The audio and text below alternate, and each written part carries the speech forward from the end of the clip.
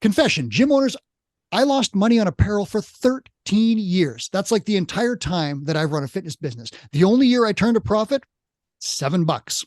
That's it. That was the year that I broke even, right? But really, I actually just broke even because I gave up on apparel sales. I just stopped doing it because I was bleeding money every single time. Does that sound familiar? If so, we're going to solve your apparel problems today on this show so that you can generate a profit. I have an expert on hand to help. Had I spoken to this expert 13 years ago, I'd be tens of thousands of dollars ahead. So listen, and you're going to earn more money at your fitness business. Now, I'm Mike Warkentin. This is Run a Profitable Gym. Please subscribe wherever you're watching or listening. What I'm wearing right now, this literally comes from my pile of unsold apparel. And we're going to tell you in just a few minutes what to do with unsold apparel, because I've got probably $1,000 worth of stuff sitting downstairs in my office. I pulled this out today. Doesn't fit, not cool, not current, but I'm going to wear it here in shame because I couldn't sell it. Now, I'm not embarrassed by my retail failures because I know they're not uncommon, and you shouldn't be embarrassed either. Many gym owners struggle with retail and sales. It's just tough for some people. But I recently asked a group of gym owners for some of their numbers, and they gave me some incredible stats. Now, I'm going to give them to you. One gym owner reported that retail provided 6.09% of gross annual revenue. That's a big deal right there. That's gross revenue. Another generates $1,200 to $2,000 in gross apparel sales every 3 to 4 months. Okay. Profit margin there, he quoted me 30%. If you use an average of $1,600 per campaign, assume 4 campaigns, that's $2,000 in profit in your bank account. Okay. Another, he said, retail contributes 1.4% to total profit. So that's actual profit. 1.4% is profit in your bank account. Now, this is the coolest one of all. This is a gym owner. He is not located in Las Vegas or Hawaii. He's in a place that you would not necessarily travel to as a destination. He makes $34,000 in retail sales a year, 9% of his gross revenue. Again, not a destination. He's not in Las Vegas. He's not in Hawaii. He actually works with my guest. My guest today is Matt Albrizio. He's here. He runs Forever Fierce, and he recently posted some amazing tips on Facebook to help you. We're going to dig in here and solve your apparel problems. Matt, thank you so much for being here today. Hey, Mike, thanks so much for having us back here. I'm really excited to be back again here. I wish it was 2010 and I was talking to you right now. And this would not be on me. They'd be out the door sold, and I'd be wearing cooler stuff, and I wouldn't have any inventory. But we're going to solve problems for gym owners today. So let's get right into it. I want to know, first of all, apparel planning. Like, how many times a year should you order stuff, and like what kind of variety? Because I ordered very infrequently, and then when I did order, I ordered 10,000 different things and sold very few. What would you do now?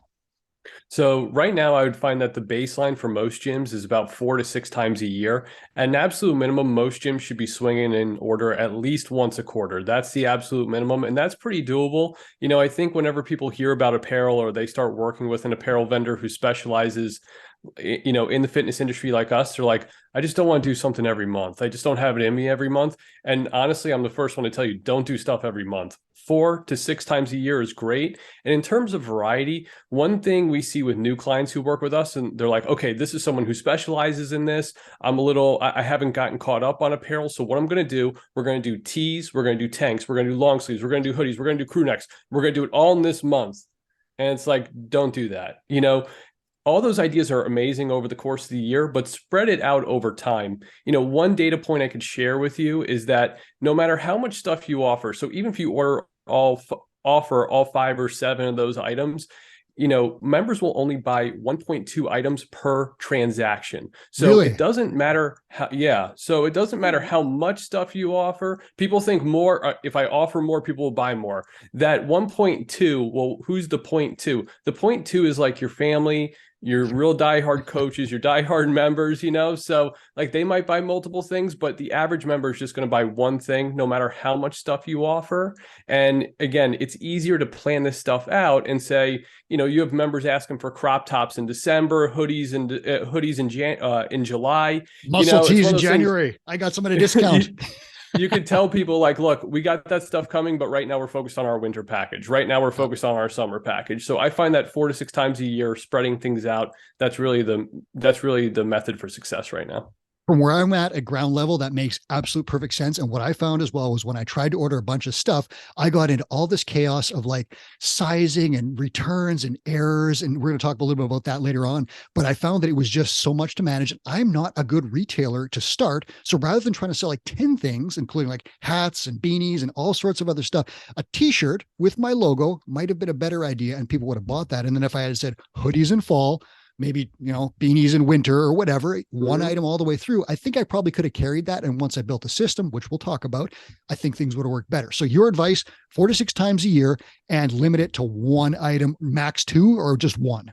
Yeah, so like things in the same family make sense. So tees, tank tops, crop tops, that makes sense. Long sleeves, baseball tees, that makes sense. Pullovers, zip ups, crew necks, that makes sense. It's just when you start mixing price points too. You don't want to mix the price points. So like if you have a $50, $60 hoodie and then position that with a t-shirt for 25 to 30 bucks, most people are going to default to the cheaper option. Whereas if we just sort of steer them into the higher ticket options and do it strategically around the times of the year where people spend more money on that stuff, you're going to see more success with it. Okay. So gym owners, if you're taking notes, pull out your Post-it note.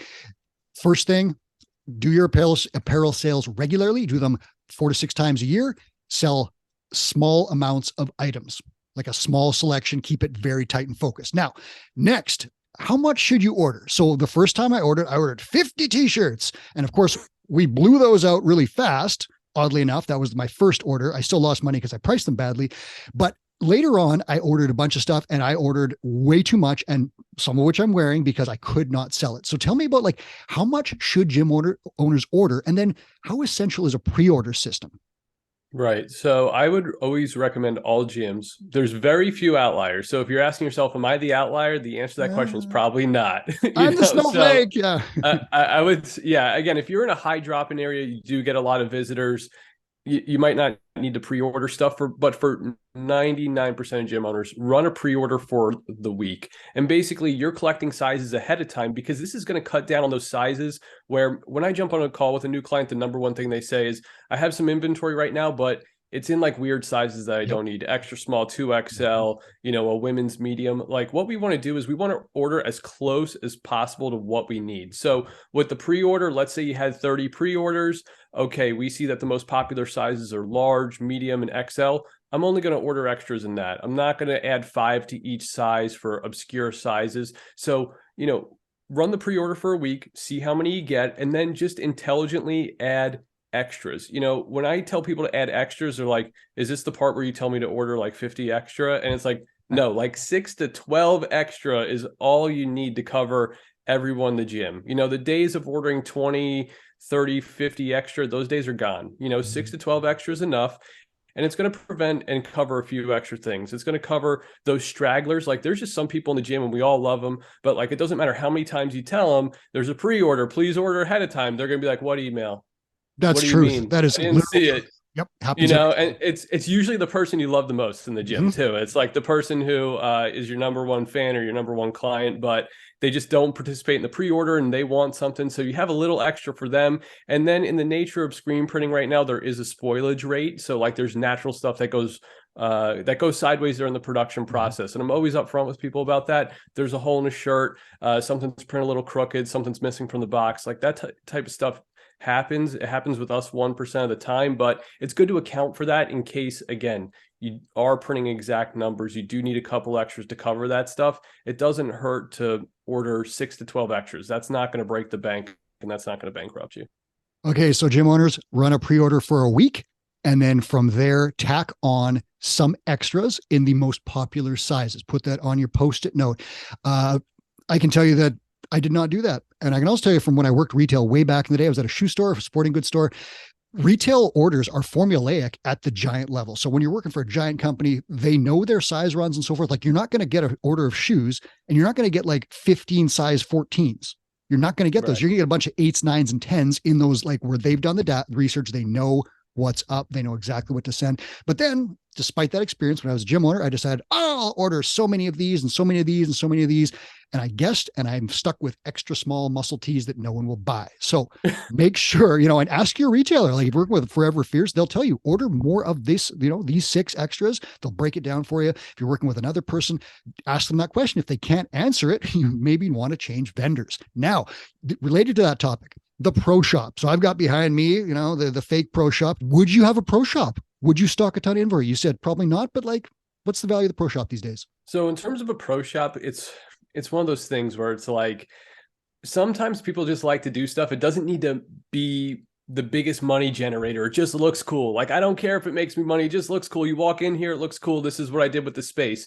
But, it's one of those things where just don't pretend like you're in a different game then. Like if you're going to run a pro shop, have someone who's dedicated to it, whether it's you, whether it's your spouse, whether it's a head coach, a GM, if you're fortunate enough to have one of those. Like, make sure they have a really good handle on that, because that's something where people are just like, they can continually add stuff on there and they wind up, they're taking multi-$1,000 losses on this stuff a year. And it's like, well, this just looks cool, so I'm going to keep funding this multi-$1,000 loss. It's like, have a good handle on that stuff. Like, is it really serving you? And if that space is big, if it's 10 by 12 feet, like, okay, in the spirit of Two Brain, what can we do with a better use of this space? Can we turn it into a classroom? Can we turn it into a nutrition consultation center? Can I rent this space out? Like, it's really important to kind of ask, like, what's the purpose of this? And if you're just doing it just because it looks cool, that's okay. But again, don't, at the end of the year, don't cry if it's like a huge loss. And you're like, well, I don't know how this is a loss and it's such a pain. It's like, kind of understand if you're in it to win it or if you're in it for it to look cool. And if you're in it to win it, I would say the pro shop stuff is good. But like I said, inventory does get stale with that stuff if it just sits there. If it just sits there over time, and I know we're going to get to this in a second, but what happens when this inventory just sits there? You've tried running discounts, it's still not moving. What now? So it can get to be like quicksand with that stuff. So you just got to be careful with how big and how much stuff you do stock in these pro shops. So listeners, there's point 3, your pro shop. If you have one, or if you're considering one, check out what that square footage is going to do for you. Could you put in a no sweat intro sales office, free consultation office, nutrition consultation office? Could you make money in that space? Could you put in a personal training room? Could you put in an infrared sauna? I don't know. You figure it out. What would make money in that space? And if it's just stocking inventory that looks good when you walk in, probably not a good idea. And think about this. Matt said this, I'm going to paraphrase him, but Matt said this, your inventory is not a decoration. It is designed to be moved so that you get money from it, right? So like, if you're thinking about like all the stuff, example, what's behind me, would you just put like a bunch of $100 bills on the wall? Like, that's kind of what you're doing, right? If you're displaying inventory, right, you're actually just putting money on the wall because your cash flow is tied up there. So you frame your first $1 bill, put it up. That's cool. You start framing a bunch of hundreds. You might want that money at some point. Here is the drill. If you go to your pro shop right now, I want you to pick up a product, either a t-shirt or a supplement or whatever it is. I want you to blow on it. If dust comes off, you probably want to get rid of it. Okay. Like, that's just like, that's real world talk here. As a gym owner, I've done that. I'm like, oh, how long has this been here? Oh, and it's expired, right? And we're talking supplements, but you get the idea. Same deal for retail. Styles do change, colors do change, blah, blah, blah. Do not sit on inventory. It is a bad plan for any retailer. Now, Matt, we're going to get into some interesting stuff here. Pricing recommendations. I made them up. I gambled. I didn't know, despite the fact that I'd worked in retail and knew that there are some general margin recommendations for soft goods and clothing and so forth. I just made them up and I lost money. A lot of times I was like, oh, you know what? This $25 sounds a little bit too much for a t-shirt. I'll charge $25. Guess what? I lost money because I had no margin. Talk to me about, pricing, margins, break even, all that stuff. Right. So we are going to talk numbers here. So let's see if we can keep everyone engaged and follow along here. So for tees and tanks, I recommend that you sell this stuff right now at a minimum for $27 to $30. This is all US pricing, by the way, too. So long sleeve, I recommend about $32 to $35, and then hoodies, $50 to $60, depending on the quality of the hoodie and the style. This is like Chris Cooper day one stuff, but don't project your pricing. Mm-hmm. I don't want to use the word insecurities, but that's the word I'm going to use. I had them. Don't project your pricing insecurities onto your clients. I think if someone's paying 150 to 250 bucks or more on a gym membership every month, bumping your t-shirt prices by $2 is not going to register on their radar. Where again, maybe you wouldn't buy a t-shirt for 30 bucks at your favorite local business, but these people don't care. Merch is part of the deal with gyms. Mm-hmm. People aren't very price sensitive to it. And, people get nervous where they're like, oh, well, if I increase the price, they're not going to buy. It's cool to support local businesses. It's not the price point. So like you do have wiggle room to increase your prices. Rogue Fitness is selling really basic stuff right now for $30, really basic tees for $30. Mayhem, all these people are selling stuff for 30 bucks. Don't give yourself a discount where, again, these are the people who are actually going to support you. Charge the right pricing. It's really not that big of a jump. And again, very rarely do we ever see people push back on this stuff. So let me ask you specific on that. So I know there are different styles that will change the number you're going to give me here, but if I look at a $30 t-shirt, what kind of a margin is that just in general for a basic t-shirt? Yeah, I mean, if you work with us, I always tell people that the absolute minimum margin you're going to hit on this stuff for US gym owners, especially, is I would say that minimum 30%. I mean, in the worst case scenario, your t-shirt's going to cost about $18.99 per shirt. That's with 3 to 4 ink colors, front and back printing. So, again, if you're netting about 12 bucks a shirt, that's really good for not a ton of time invested. And again, it keeps people happy. It keeps people engaged with what they're looking for in the gym experience these days. All the fitness brands that you look at, admire, they're all doing these merch sales. It's very rare you're going to find a gym where you're like, oh, I really like them, and they don't have any merch. Like, it's part of the gig. It's part of the game. And like I said, if you charge that a couple extra bucks per shirt, no one's going to say anything. And it's kind of that add-on sale principle too, right? When you're making a large purchase every month, like 150, 200 bucks or whatever, sometimes tacking on that extra 25 or 30 for something you really like isn't a big deal. Like anyone who's bought literally anything at like large ticket item, like you're talking, say a car is a good example. And you're in the end, you're just putting down like $40,000 on a car or 20 or whatever it is. And the salesperson says, do you want the heated seats? You're like, for an extra 500 bucks, like, yeah, I do. Or whatever it is, or you're throwing some floor mats or something, right? So like the principle definitely works. And the thing that about margin that's really important is I got to, you should tell me this.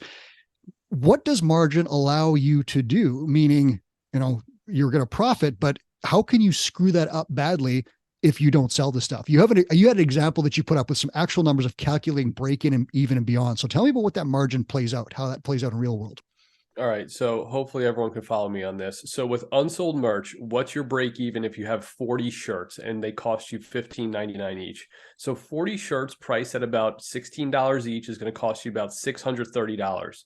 Say you sell them for $25 each. Your break even number is 25 shirts. So you got to sell 25 of them just to break even. Mm-hmm. So the profit is in those 15 leftover shirts that are, that 40 minus 25, you have 15 shirts left over. This is where your profit is. So if you sell all 15, you're going to net $375. If you only sell 10 of them, though, you profit $250, and that's going to decrease your profit by a third. So this is why when we talk about these extras, it's so important that you're ordering the right amount of extras where it's not too much. Again, I'd rather you call and say, I'm completely sold out, I need to do a reorder, rather than, next time I circle back with you, it's I don't need apparel right now. I got too much on my hands. I'm just trying to get rid of it. Like, that's the worst email to get back from people. And that's why I always recommend go a little tighter on the inventory, sell out of stuff, maximize your profit. And this stuff builds over time. This is what people don't get. Apparel is not a lotto ticket anymore. You can't just offer it once and then you're going to get rich quick. Like, you have to do it consistently over a period of time. And like you said, the client that we mentioned in the previous example in the intro of the show, they're offering stuff on very consistent intervals. This isn't just one big bang order at the end of the year. So like I said, just be really smart about those extras that you do order. You said this, I'm going to paraphrase it again. It was a great quote on one of your Facebook posts. And it was along the lines of, it's better to sell out than to have extra stock.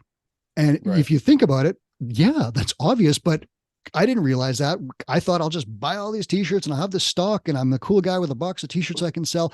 Never worked properly. If I had sold that stuff out, I could have gone on to the next thing. And there's also a really interesting thing with just this limited edition, one time only, buy it before it's gone. Cool idea, right? Limited edition, very popular kind of thing where you just get it out the door, move on to the next thing, because styles don't always stay, classic is not always classic for some people. So the color that's cool this month might not be the color that's cool next month. just get the stuff out the door. The way you can do that is with pre-order, small extras. So do that calculation, guys. If you're thinking about stocking inventory, do that break-even calculation and say, what do I have to sell to break even? And do I have a plan to sell the rest? And if you do not, don't order more. Just do it by pre-order and save yourself that misery. Because if you pre-order, sell everything, build in a profit margin, you will win every time. Now, this is a big one. Matt, how would I get rid of this stuff that I'm wearing? Unsold inventory. Okay. All right. So this is we're always trying to avoid this situation.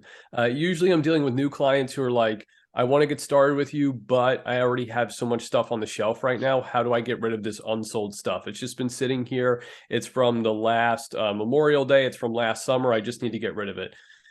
So there's one little trick that we've tried, and this is going to sound very silly, but it works at some gyms where if everything is on a shelf right now, remove it from the shelves and put it in a back office, bring it to your house, put it in your garage and hide it.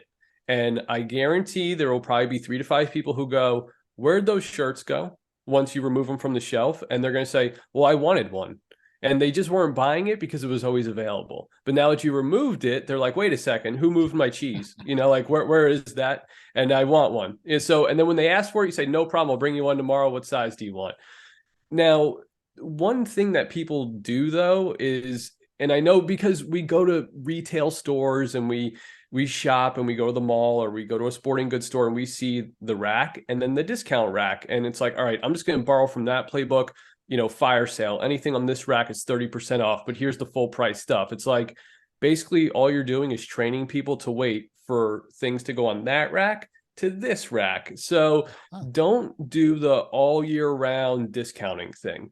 Like if you want to do a discount, do special discounts during a holiday party. If you do a Memorial Day WOD, something like that, something where it's like a true community event where everyone's coming out, everyone's going to be there. That's when you can surprise people and say, hey, everyone, we're doing a special discount on apparel. We're doing it this weekend only. We only do this 3 times a year. So if you want some old styles, this is the only time to get the discount. Other than that, though, we're not discounting stuff. I know we don't have to lecture to people about two brain and discounts and no discounts, but just don't leave the discount stuff out 24/7, 365. Otherwise, you train people to just take advantage of discounts. And there's so many brands that have ruined their brand over this. J. Crew, you can see how they're in bankruptcy right now because they did this. They had a very premium line of products, but they trained people. If you just wait long enough, we're going to send you a 30 to 40% discount and it will ruin your brand. So don't try and borrow those strategies from big box stores and other retailers.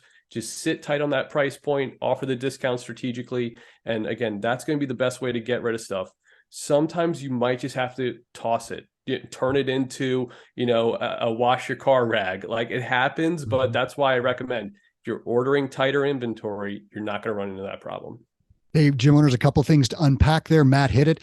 If you're offering a discount of 10, 20, 30, 40%, what does that sound like? It sounds a lot like your margin if you had one, right? So you know that you're giving this stuff away. You're making less money on it, if any, but it's better to make back even something on this stuff than to throw it out and use it to clean rowers, which I do with my old t-shirts, right? Literally do that. So second thing, don't discount your rates. Your membership rates, those things that as a two-brain principle do not do that is a bad deal. Retail is a completely different game, as Matt suggested. And if you're trying to recoup some losses or recoup some cash from stuff that's sitting on a rack behind you, you can discount it. Do it in the exact way Matt said. I will give you ground level perspective. One year, I finally, light bulb went off my head. I took all my old stuff at Christmas time and I said, here is this stuff that I have not sold.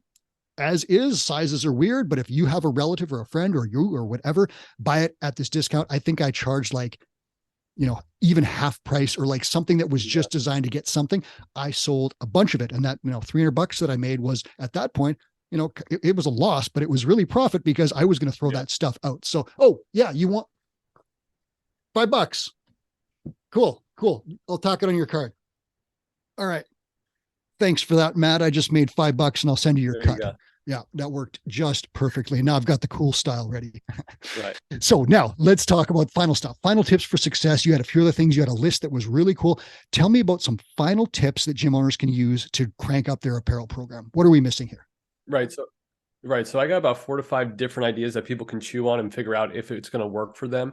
So one's a limited edition mindset that you mentioned before. Mhm. And just to summarize that quickly, every item is a limited edition opportunity to buy it. It's not something you're going to continue to run. If you're one of those gyms who continually prints your logo on a different color t-shirt or different pullover or long sleeve, different items throughout the year, that gets to the end of the road. And eventually you do need to introduce that variety and different designs and work with a vendor who's capable of cranking out different designs on every order. That works. So think of everything limited edition mindset. There's lots of premium brands that take advantage of this, and that's one thing we can steal from people. Jordan, Nike, Supreme, all these major brands right now are doing limited edition designs and things that you'll never see again. So it's important to just switch it up from time to time. The other option, the other strategy I recommend is collecting money at the time of pre-order. Too many times I've seen gym owners get burned on this, where someone you do the pre-order, someone says, "Yeah, put me down for a large," and then the order gets in. You say, "Okay, here's your large tea," and someone says, Nah. "You know what? I don't need this anymore. Here, something came up. Can I buy it like next month? Just save it. I'll buy it." No, collect money at the time of pre-order. This, 5, 6 years ago, this was a foreign concept. People would be like, I'm not paying for this ahead of time. But now in this new day and age, people are used to pre-ordering stuff. Collect money, and that way you're not dipping into your cash flow, your good cash flow, to pay for these orders. Like, the money's already collected, you already have the profit in your account. You don't have to wait for anyone. Matt, I'm going to jump in here. Real world experience. Sure. Gym owners, this is truth, because how many times have you said, someone's like, "Hey, you want a t-shirt?" And you're busy. You're like, yeah, just take one from the pile and, chuck me $20 whenever. That is a write-off. Know that if you ever say that, you are giving away that t-shirt, because the chances of that $20 showing up are maybe 20%. It probably happens, or you put it in your pocket. I don't know how many times I've washed $20 bills because hey, oh, cool. On the way out, cash in my pocket as I'm coaching, throw them in the wash, done. Get the money at the time of sale, whether it's a pre-order or whether you're actually selling it physically to a person right there from inventory. Get the money at the time, hit the credit card, go. Right. I got 3 more quick things. So one, you're not making enough marketing announcements. I know we think that it's like, I feel like I've said this 1,000 times. It's like, you really haven't, and how many times we're not cognizant of it, because it's like, but how many businesses do we interact with who post stuff on social media or send out an email or, send out a text, and you're like, I'm not paying attention to what they're saying right now. I got my own stuff going on. Your members are no different. You have to announce this stuff before and after every class. You have to pick a communication channel, whether it's email, text, social media, however you get in touch with people, pick one of those each day and hammer it. You're not announcing it enough. T-shirts are not set it and forget it products. You do have to remind people that it is active, there is a deadline, and that here's how you can make a purchase. So again, I know you think you're going to be saying it too much. You're not being annoying enough about this. So just make sure you're scheduling these marketing things. We do provide marketing templates too. So I think one of the big things that any business owner gets frustrated with is, I have this new thing, how do I sell it? And it's like, well, we give you those templates to sort of help you visualize. Here's exactly kind of what to say. Here's how to say it, where to say it. So it helps following these templates and these plans. I'm going to jump in there, Matt. One more thing, sure. Guys, sales is not like, there is an actual plan for selling stuff, whether it's gym memberships, retail items. Just follow a plan. You don't have to be a great salesperson. You can learn how to do it. Your apparel company can provide you, if they're a good company, with sales assets telling you how to move the stuff that you have, right? Do some sales and marketing. And I'll tell you this final thing. Two Brain puts out a ton of content. The only person who sees all of it is me and Chris Cooper. That's it. Everyone else sees a small percentage of it because the algorithms and where their attention's focused and so forth. The relentless drumbeat of things will only be apparent to you. It's not apparent to your people. Say stuff regularly to sell it. All right, next point, Matt. All right. The second to last suggestion I recommend everyone right now, and this is something I've been tinkering with over the past year, but it's social proof. The reason why web stores don't work as well as in-person stores and in-person pre-orders is because of social proof. If you have a list at the gym, if you can put something on the whiteboard, if you can make an announcement like, for example, thank you to everyone who has ordered this far, Mike W, Matt A, Chris C, like, this goes a long way for people to take that social cue where it's like, I should be buying this. I should be taking part in this. I don't want to be left out. Again, it's going to be up to you if you're comfortable doing that. But I find that just a quick sample. Hey, thank you to the 12 people who put in their pre-order yesterday. Just a reminder, the pre-order still open until Friday. Social proof really does work, but you have to use it and you have to try it. So I would say if you feel like you're stuck on the pre-order and you feel like people are hesitant to put in a pre-order, just use some social proof. Put out a little thank you note to here's the people who ordered and see how it goes. And, you know, you can even make it subtle. If you feel uncomfortable, you can even make it subtle, like putting in your email, thanks to everyone who's already ordered. Right. That's it. That's not that all that says to someone who's reading is like, other people have ordered this product. And it's not a pushy sales thing. It's a thank you, but it does help people take that herd mentality. It triggers it. The other thing is urgency. Urgency makes people move. So if you say pre-order for 1 week only, and then you put an announcement, 3 days left, 2 days left, this is your last chance, people will act on that. We literally see it happening when we, like, if you do a call to action and you track your metrics on platforms, you will literally see urgency calls to action will generate results because people act late. Everyone leaves at the last minute, push them a little bit. All right, hit the last one. All right, and the last one is just building a culture of apparel. So a culture of apparel means that you wear your apparel, your coaches wear the apparel, members know that, hey, there's other people in the gym wearing apparel. Now, people wonder, they're like, well, how did Mayhem do this? Like, how did they build out this like amazing merch line that people want to buy from their gym and all around the country? It's like, it wasn't by accident. If you look at Rich, he's wearing this stuff constantly, like he's not a phony with it. So I think it's important that people realize this and just be honest with it. Are you actually wearing your apparel?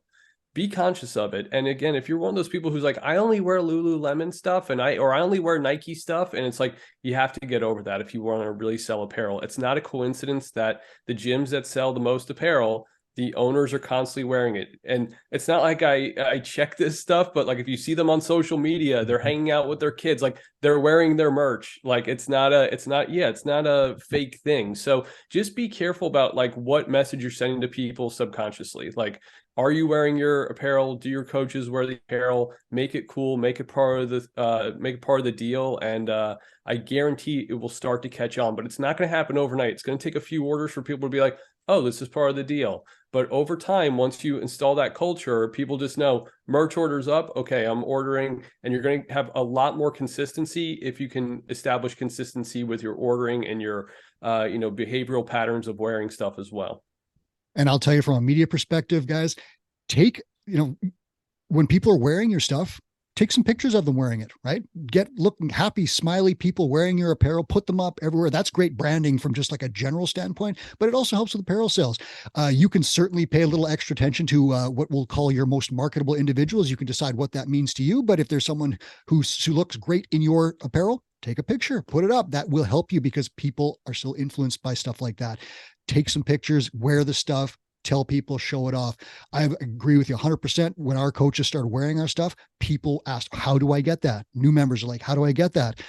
I luckily had stuff in my inventory pile. I could sell them.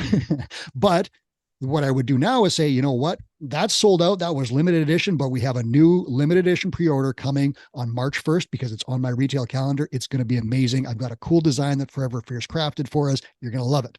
Sales, right? That's the way it goes. Matt, how can people work with you? I actually have a special surprise. I did not tell you about this to start this off. So the first two people, if you made it this far on the podcast, first two people to email me, Matt at Forever Fierce, US clients only, you get a free coach package. You get 12 free coach shirts. So first two people to message me, you get a custom coach package, whether you work with me right now or not, if we've printed your coach package or not. But we're giving away 2 free coach packages, 12 coach shirts for free. First two people to email me if you made it all the way to the end of the podcast. So, I did not know this was coming. This is amazing. Yeah. So you can reach out to me if you do want to learn more about what we do. I'm typing right now. Our company is Forever Fierce, foreverfierce.com. You can check us out on social media as well. You could email me directly if you want to work with me one-on-one. And my email is simply Matt, M-A-T-T at foreverfierce.com. And again, we have a one-to-one sales model. So you're going to work with an account rep here. Someone's going to handle your account from start to finish.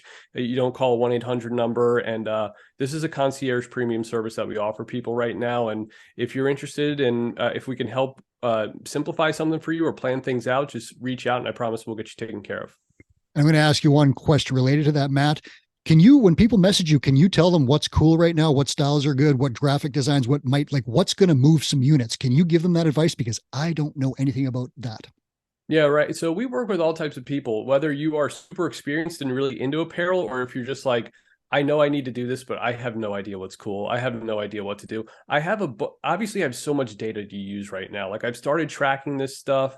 I just watched Chris's video on the big channel about tracking things and really making sure that you know how to like respond to changes over times. And yes, we've evolved our garments over time. Like in the past, tri-blend racerbacks were popular. Now they're not. Now there's different styles that are more popular. So we're always updating our catalogs. We're always updating our beliefs. We're always giving people suggestions on what is popular. You don't have to sort of sort through what garment options there are. I can sort of show you a lot more curated list of options. So again, whether you are super advanced and you're like, I know exactly what I need, or if you're just like, I have no idea where to start, we could work with everyone in between. The reason I ask, Matt, is something that you mentioned, and it mirrors my experience, is that everyone knows someone who prints t-shirts. And I'm not saying you shouldn't buy local and shouldn't support friends and so forth, but I have gone down that path. And many times I have had orders come in super late, completely messed up, size runs, printing, things all skewed. Like I had some really like just nasty issues. If you have someone that you work with that's doing a great job for you and give you the right info, that's cool. If you do not, find a good, reputable, knowledgeable vendor who's going to supply you with all the stuff. And that includes things like graphic design services, advice on sizing and styles, advice on pricing, marketing materials. If you don't get that kind of stuff, it is available from very good vendors, one of which is Forever Fierce. So check them out. And I hope someone emails you, Matt. I'm not going to stand up and show you the sweatpants that I'm wearing that are a little too tight either. So we're going to leave that below the camera here. I want to thank you so much for giving us this advice, because this is going to save gym owners money. Thanks, Matt. Yeah, thank you guys so much for having us back again. We're always huge supporters of everything Two Brain's doing. So Two Brain clients always do get premier service, premier, priority over everyone else. So again, if you're a Two Brain client, now's the time to get on board for 2023, get your year planned out. And like I said, we've been partnered with Two Brain now since its inception, pretty much. And we will continue to do that in 2023 and beyond.